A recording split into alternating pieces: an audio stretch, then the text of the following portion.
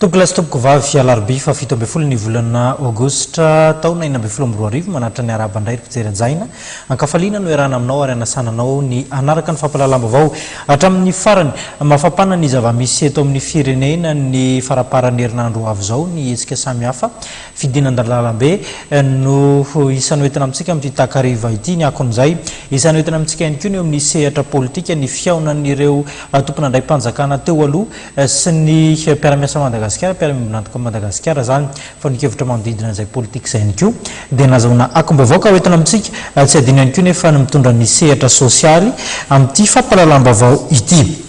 tsy nahazo alalana ny hetsika izay ataon'ny antso an'ny fanavotam-pirenena na ny APF no ahafantarany be sy ny maro azy ny SOMA fa 17 ny volana Aogositra ho avy zao io no fanazavana nentin'ny General Florence Rakotomana raha toa ka misy fioaram-pefy ao anatin'izany ho izy iroso ao anatin'ny fisamborana avy hatrany ny mpitandro filaminana.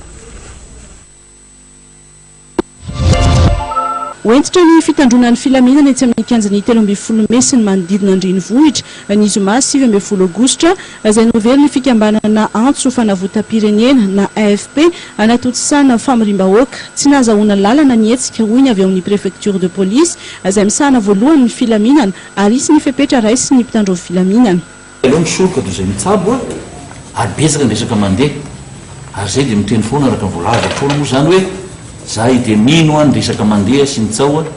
andraisana fepetra mba sao dia sanatria mitranga ilay zavatra hoe anana lasa manena izany dia betsaka ny resaka mandeha. Ny voalohany dia hoe amin'io zany a efa misy andehan'olona voakarama folo anapoka ino mono manapoka zavatra nitranga tito amin'ny sivy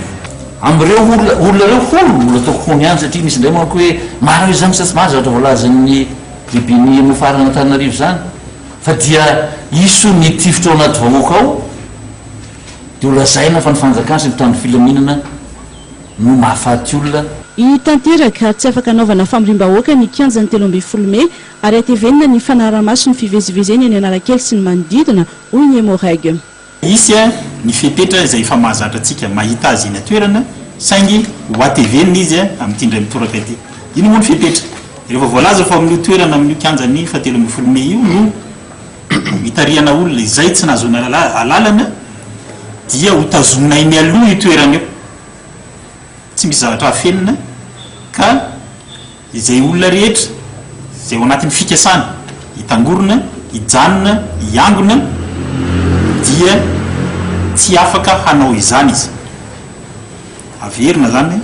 tsy afaka ny hanao izany amin'ny toerana io izy satria mazava fa tsy nazony alalana. Zay ny atondina makeo dia inonay fa misy fiara-miasa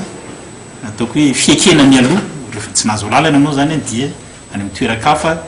no afahanao manao an'izay fa tsy eo amin'ny toerana io. Ankoatrany eny amin'ny manodidina Analakely mafisina ihany koa ny toerana rehetra betsaka mpivezivezy toy ny any Beoririka, Antaninarenina ary ny misy ny tranombarotra lehibe toy ny any Akorondrano.